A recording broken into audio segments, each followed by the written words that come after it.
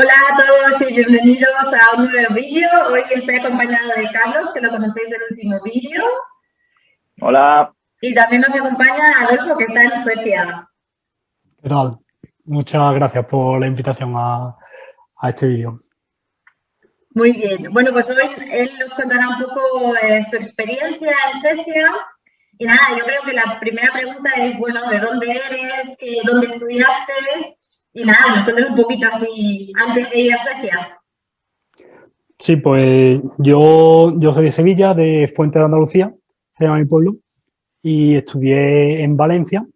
Yo soy del 94, tengo 26 ahora, y pues un poco más o menos por las mismas razones que todos vienen contando aquí en el episodio este de Médicos Españoles, decidí coger las maletas y marcharme a hacer lo que es la especialidad a Suecia en este caso.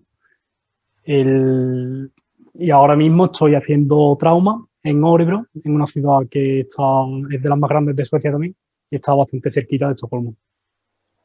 Muy bien. Tú llegaste, o sea, estudiaste en Valencia y acabaste la carrera y te fuiste directamente a Suecia, o hiciste el MIR primero.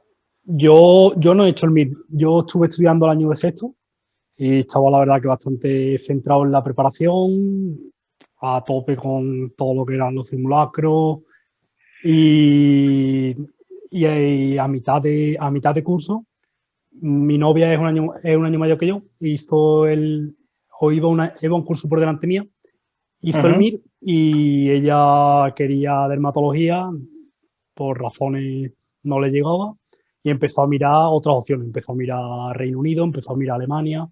A partir de ahí estuve hablando con una compañera que estaba trabajando en Suecia y empezamos a mirar. Y yo me acuerdo, yo estaba en el viaje de Riviera, yo estaba allí, no me acuerdo con qué era, con un daiquiri con piña, con una cosa por allí, y me llama, que me voy a Suecia a hacer una entrevista, que no sé qué. Y yo, bueno, pues dile que yo te acompaño.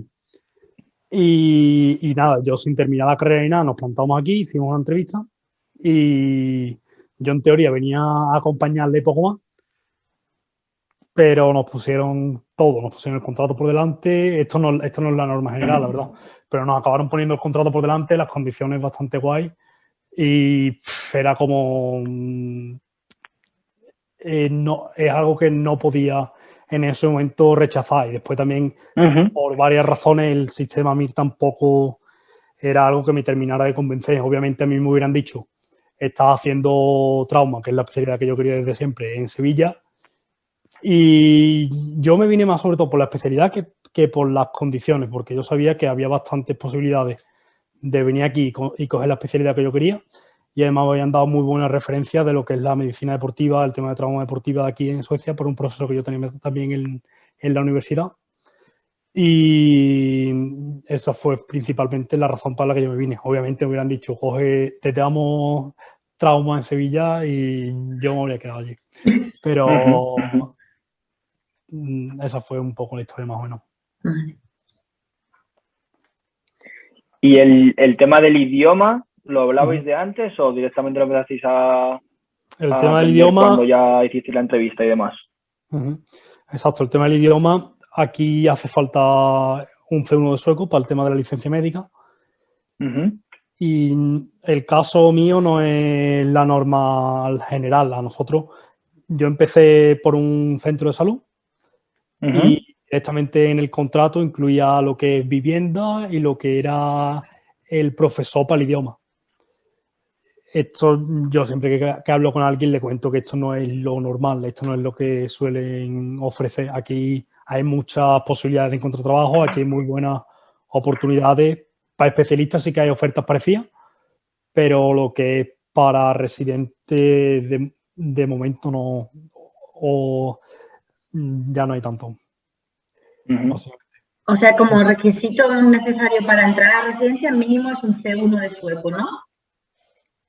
Sí, hace falta un C1 de sueco, y el C1 de sueco básicamente lo que piden es que tú seas capaz de comunicarte en el idioma. Esto hay unos criterios europeos que tienen una sigla CEFR y básicamente lo que piden es eso, que seas capaz de entender oral, escrito y de comunicarte con un paciente y de entender lo que te dicen.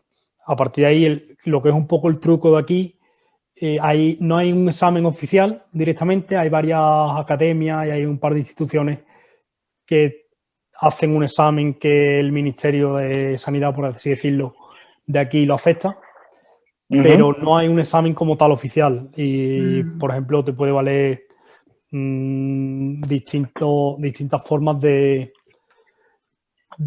tú demostrar que hablas el idioma.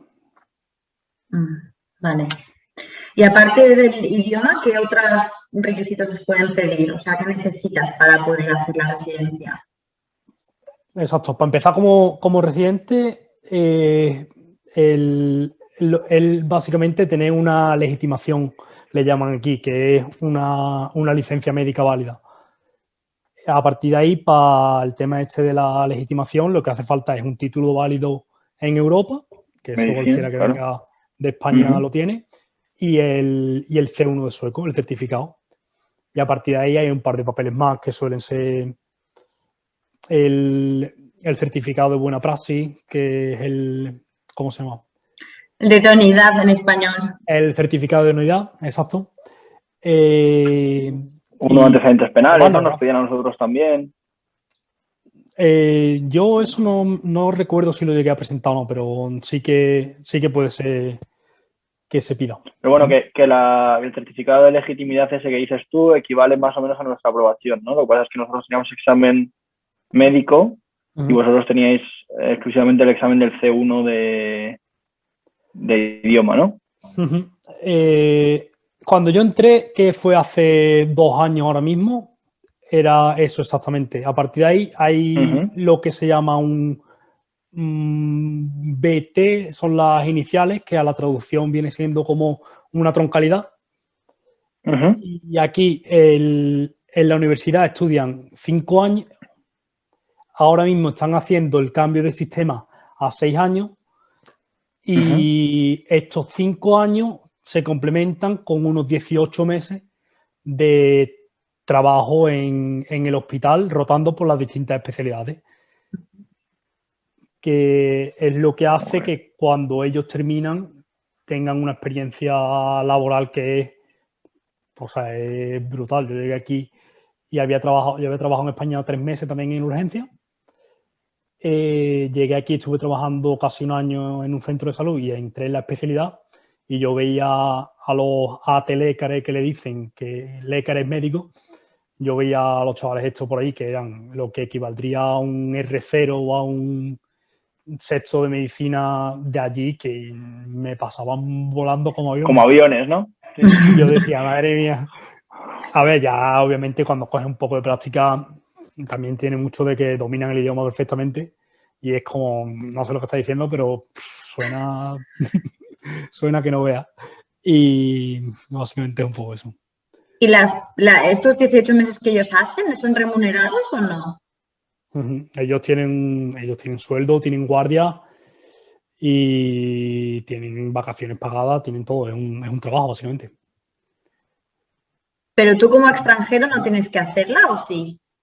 Yo en mi momento no tuve que hacerla porque nosotros tenemos nuestros 6 años de carrera y se convalidan por la troncalidad esta que ellos hacen.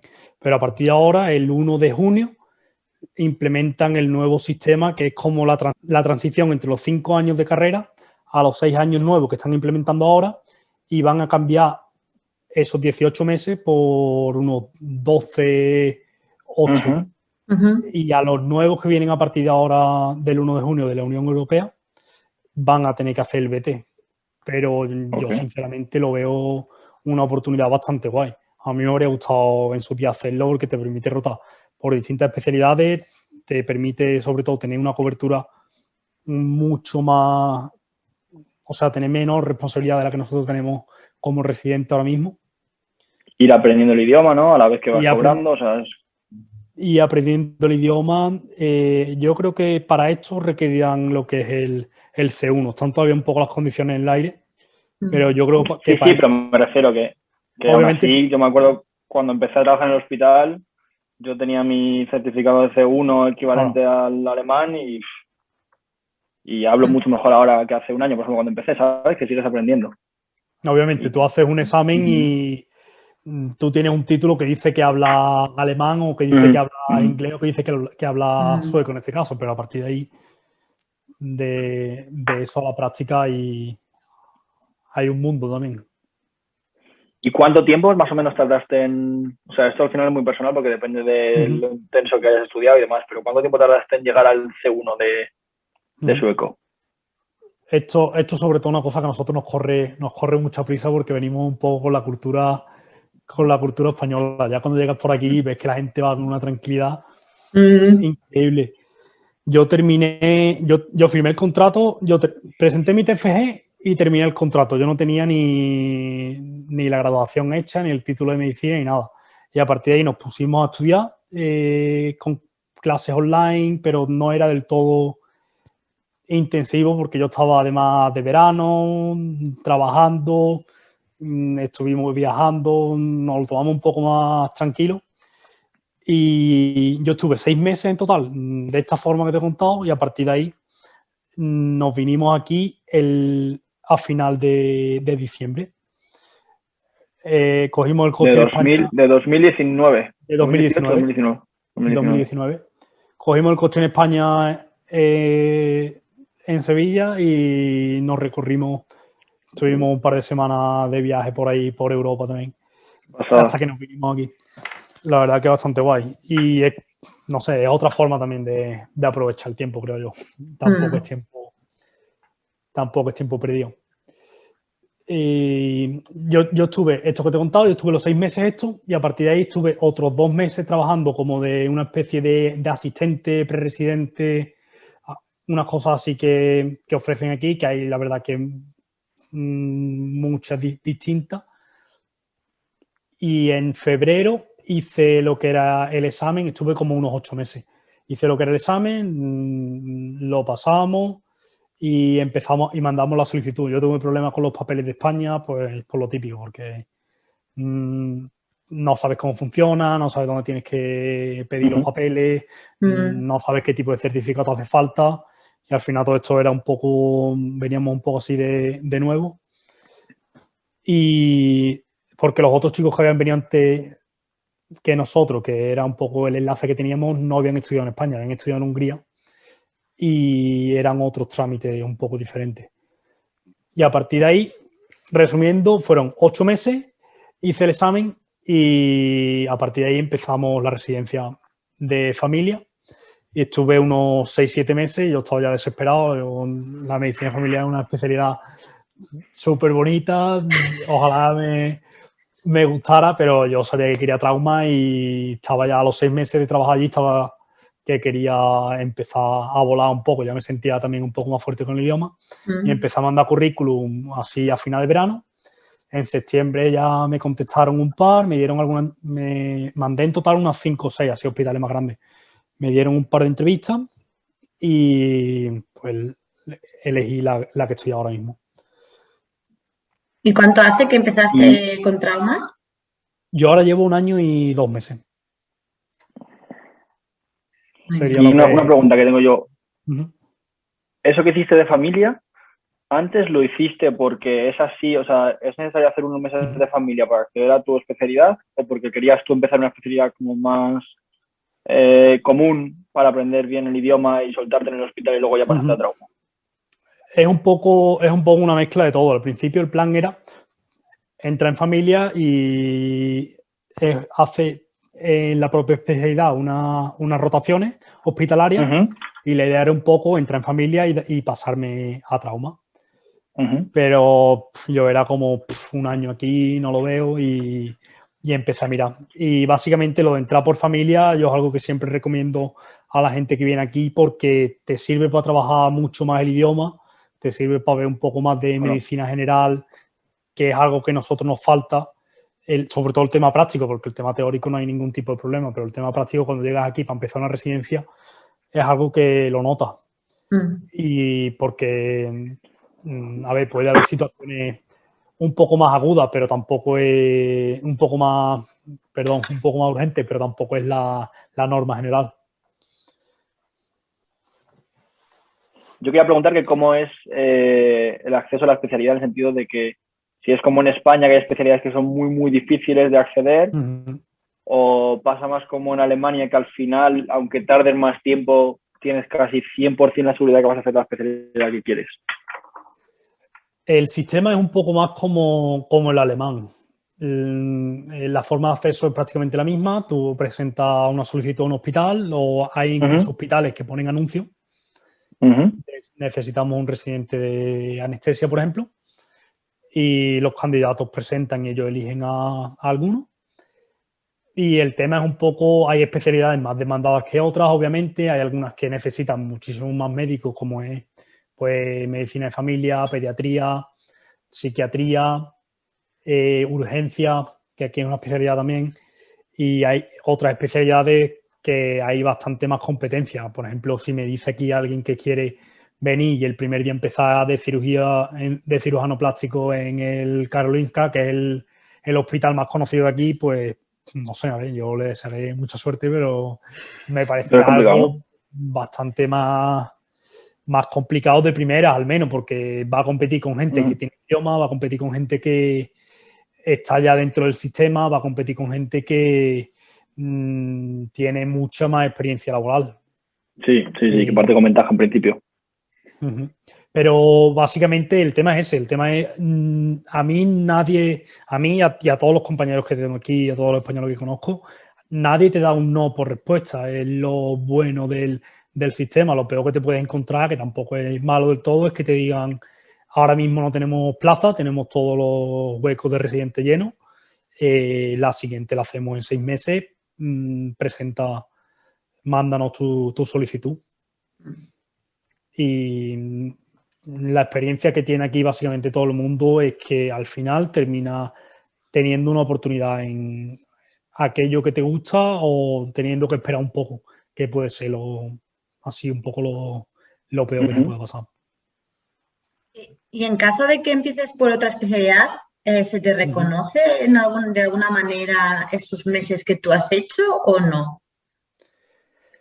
Yo creo que aquí va un poco más, es un cerrado que en Alemania para eso. Depende también del tipo de especialidad. Si haces, por ejemplo, medicina interna y te cambias a cardio, te van a convalidar bastante, y hay partes del rotatorio que son las mismas, pero si haces a lo mejor, ¿qué te digo?, psiquiatría y te cambias a urología, pues te va a tocar hacer la especialidad desde el principio. Pero por norma general, las especialidades que tienen troncos así comunes, troncos quirúrgicos o troncos así médicos, suelen contarte los años. Pero aquí depende todo del servicio y del tipo de negociación que tú hagas con el jefe, por así decirlo. Que digo, que ¿cómo está estructurada exactamente la formación o la residencia allí? O sea, ¿tenéis, por ejemplo, el libro del residente como en España, o cómo funciona? Aquí hay una especie de libro de residente también, que te escribe todos los requisitos que tú tienes que haber cumplido. Por ejemplo, en mi especialidad, las operaciones que tienes que haber hecho, las operaciones que tienes que haber asistido, los conocimientos teóricos que tienes que tener. Y son en teoría 5 años y tienes que completar una serie de cursos. Puede pasar que por ciertas circunstancias tú no has conseguido operar, pues no sé, un tipo de fractura o un tipo de prótesis, y que tu servicio considere que tú no estás preparado para ser residente y te hagan un plan específico y te alarguen la residencia X meses para que tú consigas alcanzar estos conocimientos que ellos demandan. No es la norma general, y es algo que decide sobre todo el servicio. Aquí está todo, es una formación a nivel nacional, que todos los residentes suponen que tienen que tener lo mismo, pero después está muy descentralizada. Cada servicio y cada clínica y cada hospital decide sobre sus residentes. ¿Y hay un examen al acabar la especialidad o cómo es el acceso de residente a especialista? Hay un examen, pero no en mi servicio, por ejemplo, no es obligatorio. Es algo que hacen un poco por reconocimiento, por así más como para verificar que es buena formación y que le da un poco de prestigio a la clínica, que tiene muchos con ese examen, y sobre todo al médico que lo hace, pero no es nada obligatorio, y lo mismo, depende también del servicio. Pero por norma general no hace falta. Incluso para volverte a España, podrías volverte a España sin haber hecho ese examen. Sí. O sea, como especialista sin haber hecho ese examen. Vamos, pues como en España, ¿no? Que tampoco hacen examen cuando acaban ellos. Claro, pero por eso, pero en Alemania hay como un examen que hasta que no hagamos ese examen, en teoría, no podríamos volvernos como especialistas. Exacto. Esa es una diferencia fundamental. Y entonces, claro, tu formación, o sea, todos tenéis el mismo nivel de residente, pero tu formación puede ser muy distinta a la de otro hospital también, ¿no? O sea, que tú básicamente tendrás seguramente un plan de rotaciones interno que te organizan más o menos, ¿no? ¿O cómo va? Exacto, tú aquí la formación tienes lo que hemos comentado antes, unos requisitos que cumplir, pero después tú te sientas con el tutor de residente de tu hospital y tú haces tú diseñas una rotación y diseñas un plan de residencia un poco a tu medida. Hay algunas rotaciones obligatorias, hay algunas un poco más que se recomiendan, y a partir de ahí es básicamente eso. Aquí es todo muy, muy, muy flexible y muy individualizado, sobre todo a los intereses de cada uno, a las preferencias que tenga cada uno. Hay obviamente cosas que son obligatorias. Por ejemplo, tú estás haciendo la especialidad de trauma y tú tienes que rotar por otros servicios como en España, o puedes hacer solo traumatología durante los años que sean. Yo las rotaciones de trauma en España no sé cómo funcionan, la verdad, pero aquí, por ejemplo, tengo que hacer, creo que es un par de meses de anestesia, que pues va básicamente a ver el funcionamiento, aprender un poco de conocimientos básicos de los anestesistas, y es un poco más como un seguimiento, no tiene como ir de mochila, que es lo que decimos nosotros. No es tanta responsabilidad. Después tenemos una rotación por cirugía de mano, que aquí es una especialidad aparte, que eso sí que son 6 meses. ¿Sí? Aquí son 6 meses y esa es una rotación normal. Tienes tu paciente, tienes tu guardia, tienes tu cirugía. O sea, sí que tienes, obligatoriamente tienes que rotar por otros servicios. O sea, sí, tienes que rotar por otro servicio, pero por ejemplo, el tiempo de anestesia es un poco más modificable. Te piden un par de meses y no tienes mucha carga de trabajo. Es más como ir siguiendo al médico y un poco más de mochila.